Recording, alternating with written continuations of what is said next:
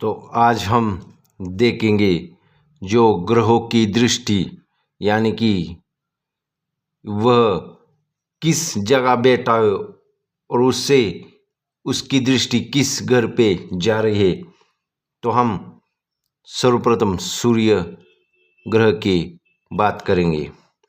जब सूर्य किसी भी कुंडली में बैठा है, समझ लो यहाँ पे सूर्य है, तो यहाँ पे सूर्य की दृष्टि कहाँ पे पड़ेगी? सातवीं दृष्टि होती है, यानी यहाँ पे 1 2 3 4 5 6 और 7 यहाँ पे सामने सूर्य ग्रह की दृष्टि पड़ेगी। और सूर्य ग्रह को एक ही दृष्टि है, जो एक दृष्टि है वह सूर्य है, चंद्र है, बुध है और शुक्र। इनको 4 ग्रहों को एक एक ही दृष्टि है। तो समझ ले किसी भी भाव में है, सूर्य यहाँ पे है, सूर्य अगर यहाँ पे है तो सूर्य की 1 2 3 4 5 6 7 यहाँ पे दृष्टि पड़ेगी, सातवीं। तो चंद्रमा अगर इस घर में है,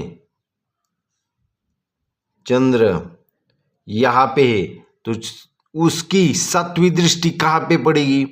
ये देखो 1 2 3 4 5 6 7 इस घर पे पड़ेगी। यानी कि जहाँ से बेटा है कोई भी ग्रह उसको भी गिनना है। यानी 1 2 3 4 5 6 7 यहाँ पे दृष्टि चंद्र ग्रह की पड़ेगी। अब हम मंगल की देखेंगे। अगर मंगल सपोज यहाँ पे बैठा है, मंगल इस घर में बैठा है, तो मंगल की 3 दृष्टियां होती है। तो देखिए सर्वप्रथम चौथी दृष्टि यानी 1 2 3 4 मंगल यहाँ से यहाँ पे देखेगा, यहाँ इस घर को।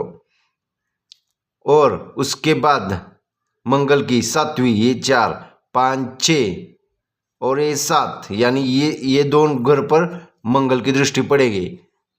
7 और 8 यहाँ एक मंगल की दृष्टि पड़ेगी यहाँ पे यानी 1 2 3 4 चौथी दृष्टि से यहाँ देख रहा है मंगल, चौथी 5 6 7 सातवीं दृष्टि से यहाँ और 8वीं दृष्टि से यहाँ पे देख रहा है मंगल।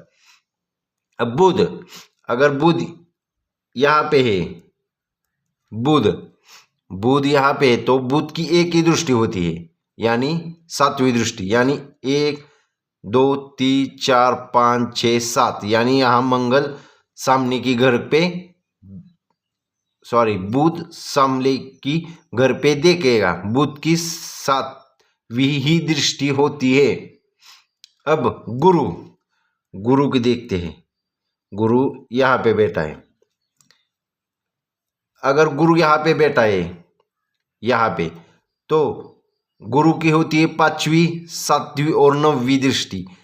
सर्वप्रथम 5वीं दृष्टि देखेंगे, 1 2 3 4 5 यहाँ पे देखेंगे गुरु। उसके बाद यहाँ पे आएगा गुरु देखेंगे। 5 के बाद 5 6 7 यहाँ पे देखेंगे, 7 यहाँ पे, और 7 के बाद 7 हो गया इधर, 8 9 9वीं यानी गुरु यहाँ पे देखेंगे, इस घर को देखेंगे 7 दृष्टि और 9वीं दृष्टि यहाँ पे, यानी 1 2 3 4 5वीं दृष्टि यहाँ पे गुरु देखेंगे। 5वीं के बाद 5 6 7 7वीं की दृष्टि यहाँ पे देखेंगे मंगल इस घर को, और फिर 7 8 और 9 9वीं दृष्टि यहाँ पे डालेंगे मंगल ग्रह। समझ में आया? अब हम शुक्र की देखते हैं। शुक्र अगर इस घर में बैठा है, तो शुक्र की एक ही दृष्टि होती है, सातवीं दृष्टि, यानी शुक्र कहाँ भी देखेंगे 1 2 3 4 5 6 7 यहाँ पे शुक्र देखेंगे, इस घर को शुक्र देखेंगे, सातवीं दृष्टि यहाँ पे पड़ रही है। अब शनि की देखेंगे। शनि की 3 दृष्टियां होती है, तीसरी 7वीं और 10वीं। तो हम देखते हैं शनि अगर इस घर में बैठा है तो किस घर पे पड़ेगी, 1 2 3, इस घर पे शनि की दृष्टि सर्वप्रथम पड़ेगी, 3 हो गए, 4 5 6 7, इस जगह पे सामने की दृष्टि पड़ेगी 7वीं, और 7 8 9 और 10 यहाँ पे, यानी यहाँ पे और यहाँ पे 1 2 तीसरी दृष्टि यहाँ पे डालेंगे, 7वीं दृष्टि यहाँ पे डालेंगे और 10वीं दृष्टि यहाँ पे डालेंगे। यह हो गए शनिदेव। अब देखेंगे राहुदेव। राहु यहाँ पे बैठा है ग्रह, तो राहु के जो 3 दृष्टियां होती है कहाँ कहाँ होती है, 5वीं 7वीं और 9वीं। तो 5वीं दृष्टि कहाँ पे डालेंगे, राहु 1 2 3 4 5, 5वीं दृष्टि यहाँ पे डालेंगे, फिर 5 6 7 यहाँ पे फिर डालेंगे। इसके बाद आएंगे 9वीं दृष्टि 7 8 9 यहाँ पे, यानी 9वीं दृष्टि यहाँ पे डालेंगे, 7वीं दृष्टि यहाँ पे डालेंगे और 5वीं दृष्टि यहाँ पे डालेंगे। 1 2 3 4 5वीं दृष्टि यहाँ पे, 5 6 7 7वीं दृष्टि यहाँ पे, 8 9 9वीं दृष्टि यहाँ पे राहु की डालेंगे। और केतु की भी सेम ही रहती है, केतु की भी सेम रहती है। केतु की भी 5वीं 7वीं 9वीं दृष्टि होती है। देखो 5वीं दृष्टि कहाँ पे केतु की पड़ रही है, 1 2 3 4 5, यहाँ पे 5वीं दृष्टि पड़ रही है, 5 6 7, 7वीं दृष्टि यहाँ पे पड़ रही है, 7 8 और 9 9वीं दृष्टि यहाँ पे, यानी केतु की है 1 2 3 4 5वीं दृष्टि यहाँ पे है, उसके बाद 7वीं दृष्टि यहाँ पे है और 7वीं दृष्टि के बाद 9वीं दृष्टि यहाँ पे है। तो आपको समझ में आया होगा, सभी ग्रहों की एक दृष्टि सेम रहती है, वह है 7वीं दृष्टि। कोई भी ग्रह हो वह देखता ही देखता है, कोई भी हो। मैं आपको उदाहरणार्थ यह कुंडली से आपको समझा रहा हूं कि कोई भी ग्रह 7वीं दृष्टि रहती ही है।